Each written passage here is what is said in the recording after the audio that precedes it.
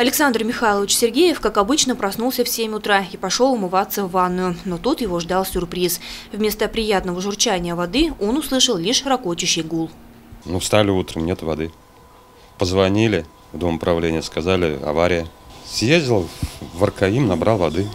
К примеру Александра Сергеева последовали многие горожане. С утра без воды оказался практически весь Сибай. Ну а возле колонок с водой выстраивались целые очереди. К обеду напряжение немного спало.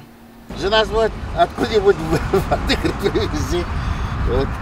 Одна колонка, я в камышах то туда еду, где-то колонки, туда еду, где-то колонки. Вот по порядку ладно увидел, здесь колонка. По всему городу колонки. Вот так вот, без воды. Как стало известно, причиной отсутствия воды явилась поломка трубы возле здания бывшей швейной фабрики. Это одна из водопроводных веток, примыкающая к магистральному трубопроводу. ЧП произошло накануне вечером в 22 часа 30 минут. Сотрудники водоканала сразу принялись за локализацию аварии. В этом районе находится много закольцовок и крановый узел. Его перекрытие означает автоматическое прекращение подачи воды в большинство городских объектов. В числе первых оповещений об аварии получили представители горбольницы и роддома для обеспечения необходимого запаса воды для нормальной деятельности. Помимо техники водоканала, на месте работает и самосвал, выделенный предприятием «Сибайгаз».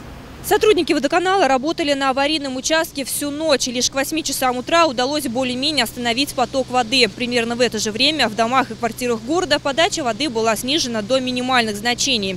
Ситуация осложняется еще и тем, что в связи с погодными и природными условиями на месте вырытой ямы много воды, и людям приходится работать практически вслепую.